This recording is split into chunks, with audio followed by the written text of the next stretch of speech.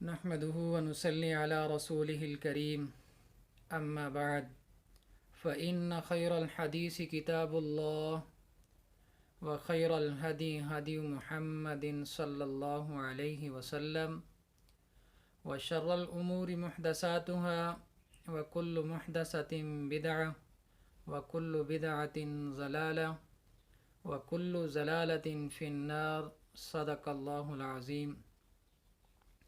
میرے واجب الاحترام دوستو، بھائیو، بزرگو، السلام علیکم ورحمۃ اللہ وبرکاتہ۔ پیارے دوستو، میں امید کرتا ہوں کہ آپ حضرات جہاں بھی ہوں گے خیر خیریت سے ہوں گے، اور اللہ تبارک و تعالی سے دعا کرتا ہوں کہ اللہ تعالی میرے تمام مسلمان بھائیوں کو، بہنوں کو، بزرگوں کو اپنے حفظ و امان میں رکھے۔ پیارے دوستو، آج ایک نیا وظیفہ لے کر آپ حضرات کی خدمت میں حاضر ہوا ہوں۔ آج ایک وظیفہ ایک بیماری کے لیے ہے جس کو بواسیر بولتے ہیں۔ بواسیر کے لیے بہت زبردست پیارا سا وظیفہ ہے، بہت پیارا سا عمل ہے۔ آپ اگر اس کو یقین کے ساتھ کریں گے تو انشاءاللہ اللہ تبارک و تعالی آپ کو ضرور شفا عطا فرمائیں گے۔ پیارے دوستو، آپ کا زیادہ ٹائم نہیں لیتا، ابھی چلتے ہیں وظیفے کی طرف۔ آپ نے وظیفہ کچھ اس طرح سے کرنا ہے کہ فجر کی نماز کی جو 2 سنتیں ہیں، ان 2 سنتوں کے اندر قرآن پاک کی 2 سورتیں پڑھنی ہیں۔ کون سی صورتیں پڑھنی ہیں وہ بھی آپ کو بتا دیتا ہوں۔ 41 دن تک آپ اس وظیفے کو کریں گے تو انشاءاللہ اللہ تبارک و تعالی سے امید ہے کہ اللہ تعالی آپ کو ضرور شفا عطا فرمائیں گے۔ بلا ناغہ اس کو کرنا ہے۔ 41 دن تک فجر کی نماز کی سنتوں کے اندر 2 صورتیں یہ پڑھنی ہے، اور اللہ تبارک و تعالی سے اپنے لیے دعا بھی مانگنی ہے۔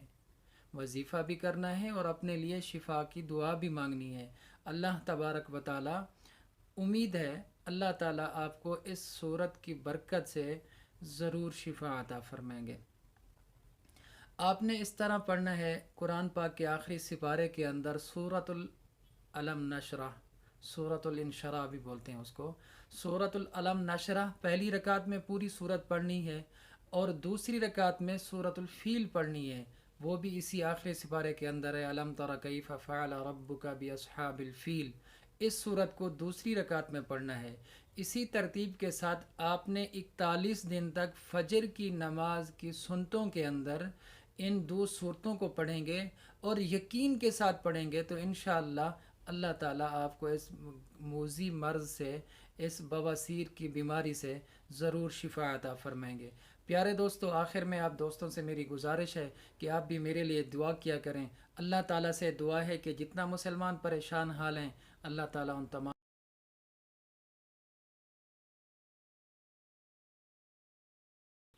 جتنا مسلمان پریشان ہیں، اللہ تعالیٰ ان کی پریشانیوں کو ختم فرمائے۔